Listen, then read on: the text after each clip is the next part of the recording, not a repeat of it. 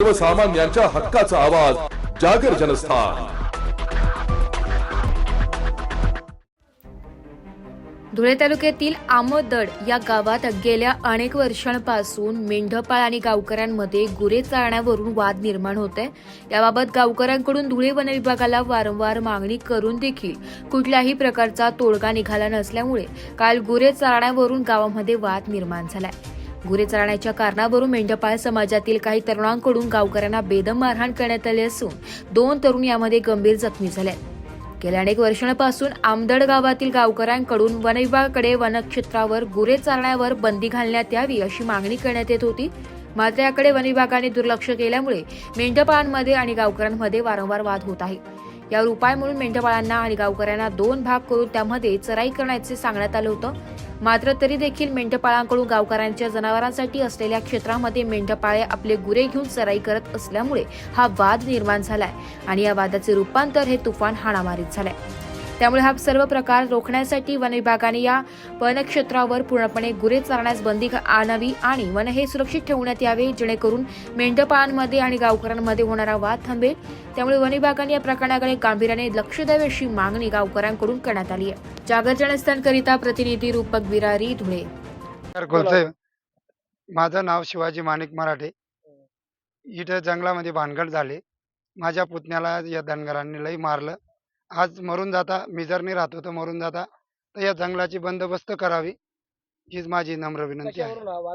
ही वाद म्हशी चारणावरून काही म्हशी चारू आलते तर त्यांना तिकडे जंगल दिला होता, त्यांनी इकडे टाकलं। दादागिरीत जंगलचे वडांग फेकून सन दादागिरीत चारायला लटकले आणि त्यांनी डायरेक्ट 2 मुलांना असं मारलं, लई लहान मुलांना मारलंय।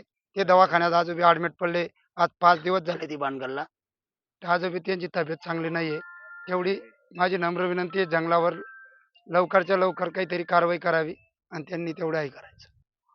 आधी हा जंगल पूर्णपणे बंदिस्त होता, त्याच्यानंतर हळूहळू वन विभागाचं याच्याकडे दुर्लक्ष व्हायला लागलं आणि त्या दुर्लक्ष झाल्यामुळं आज जी परिस्थिती ही निर्माण झाली आणि हे वाद जवळपास 10-15 वर्ष 20-25 वर्षापासून चालू आहेत। हो, प्रत्येक वेळेस वाद होत होते, आपसात चर्चा व्हायची, हो, ते मिटवत होते। पण आजची परिस्थिती अशी आहे, काही दिवसापूर्वी आमच्या गावात भांडण झालं। अक्षरशः या वन विभागाच्या दिरंगाईमुळं काही लोकांचे प्राण सुद्धा गेले असते, हो। आणि असे वाद व्हायला नको आणि हे वाद विकोपाला जायला नको, हो। याच्यामुळे आमची विनंती आहे की सरकारनं, शासनानं, सरकार मायबापनं यांच्याकडे लक्ष द्यावं, हो। आणि कुठल्याही नागरिकांचं आणि कोणाही व्यक्तीचं नुकसान व्हावं नाही, हीच आमची शासनाकडे विनंती आहे। आणि शासनाने या बातमीची दखल घ्यावी आणि वन विभागाने दखल घ्यावी आणि आमच्या जंगलला सुरक्षित करावं, हीच आमची विनंती। मराठी, मी आमदड येथील रहिवासी आहे। माझ्या गावात 3 दिवसापासून फार मोठ्या प्रमाणात जंगलामध्ये वाद होत आहे, गुरं मेंढी चारण्यावरून। हा आमचा जंगल अगोदर बंदिस्त होता, आता काय त्याच्यामध्ये ढिलाई म्हणजे आलेली आहे, कारण की जंगलावर कोण आता वचक राहिलेलं नाही। मेंढपाळ आणि हे गुरेवाले एकत्र गुरे चारत होते, मग मेंढपाळांना 90% जंगल त्यांच्याकडे आहे चारण्यासाठी, 10% जंगल गावकऱ्यांसाठी आहे।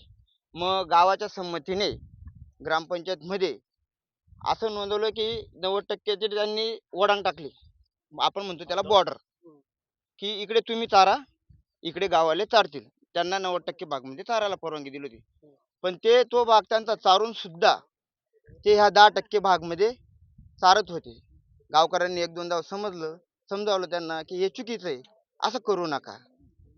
मग ते 2-3 वेळा बैठक झाली, गावातील वडीलधारे माणसांनी पण सांगितलं की तुम्ही तुमच्या हद्दमध्ये चारा, इकडे हद्द चारा, यांना राहू द्या जंगल चारण्यासाठी।